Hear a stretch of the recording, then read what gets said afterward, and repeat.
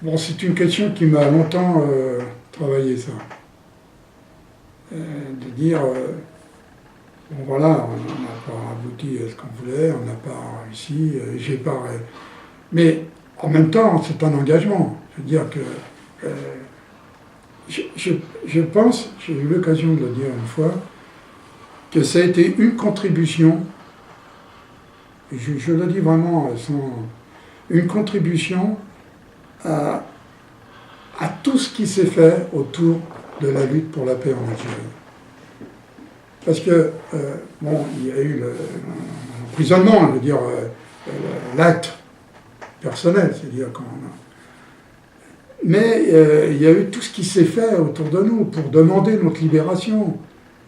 Ça a été des trucs, des choses formidables, formidables, qu'il faudrait des livres pour raconter. Tout ce qui s'est fait partout. C'est pour ça que c'est pas... Enfin, j'ai pas le regret de ce que j'ai fait. J'ai pas le regret. J'ai pas le regret d'avoir mené cette action, puisque je pense qu'avec tout ce que je viens de dire, qu'elle a contribué à la paix et à l'indépendance en Algérie. Et j'ai pas le regret non plus, quand je suis reparti, d'avoir participé avec l'ensemble des soldats du contingent à faire échec au putsch des officiers factieux. Je veux dire que pour moi, c'est un ensemble. Alors aujourd'hui, et même ça a été après le retour déjà, ça a été assez compliqué. Parce que pour beaucoup, la gêne de me parler, alors qu'eux avaient fait, et des amis proches même, avaient fait ce choix de partir et de s'engager dans des actions dures, de combat, etc., d'être amené à tirer, etc., avec tout ce que ça peut représenter. Parce que moi,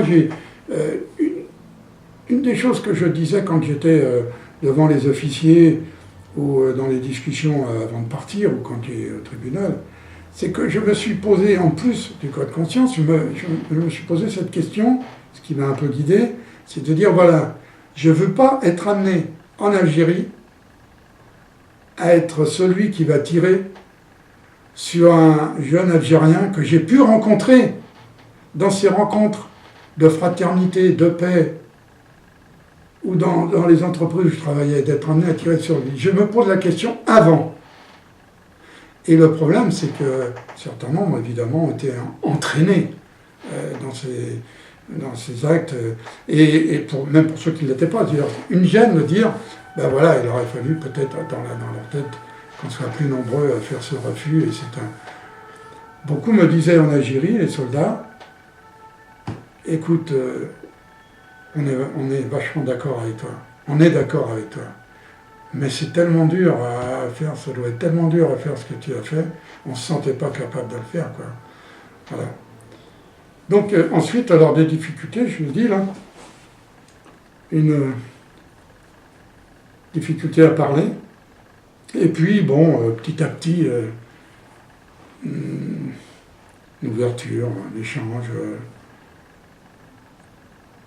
la connaissance aussi, parce que, je veux dire, également moi, et puis d'autres copains, pendant des années, on n'a pas été amenés également à parler. C'est-à-dire que c'est peut-être un peu comme dans toutes les guerres. Moi, j'étais parti longtemps. Alors d'autres n'en ont pas parlé parce qu'ils avaient fait des choses ou participé ou eu connaissance de choses en Algérie dont ils n'ont pas voulu parler, y compris certains le disent encore dans leur famille. Et puis ben moi, j'ai continué à mener plus qu'avant peut-être l'activité militante, encore aujourd'hui d'ailleurs. Mais donc je ne voulais pas mettre en avant ce cas. C'était pas le moment peut-être. Alors l'histoire elle est ce qu'elle est, c'est-à-dire que c'est souvent après qu'on aborde ces questions. J'étais amené à participer à des débats, à des rencontres. et puis voilà, faire connaître. Parce que c'est aussi ça. À partir du moment où aujourd'hui on dit, et notamment dans le cadre de ce qui est mis en place à la FNACA avec l'espace mémoire Algérie, la volonté d'exprimer, de dire les choses. C'est pour ça que j'accepte de témoigner sur cette partie. Parce que si on dit ouverture à tous ceux qui ont des choses à dire, il faut que ça soit partout. Y compris cet engagement qui, peut-être, chez certains, risque encore de heurter. Mais je dois dire que moi, de mon côté, aussi, je dois faire attention de ne pas être heurté par certains témoignages que j'ai pu entendre lors de débats. Monsieur le Président de la République, je ne me pose pas en objecteur de conscience puisque je porte l'uniforme de l'armée depuis quelques mois. Je suis prêt à faire mon devoir de jeune Français contre quiconque attaquerait mon pays. En tant que citoyen, j'obéis aux lois de la Constitution française qui déclare notamment dans son préambule: la République n'entreprendra aucune guerre dans des buts de conquête et n'emploiera jamais ses forces contre la liberté d'aucun peuple. Or, la guerre qui sévit depuis 3 années en Algérie est réellement une guerre de conquête dirigée contre la liberté d'un peuple, qui voit chaque jour des jeunes tomber, perdant ainsi une vie utile à la nation, pendant que se creuse un fossé toujours plus grand entre la France et l'Algérie. Donc je refuse de partir en Algérie.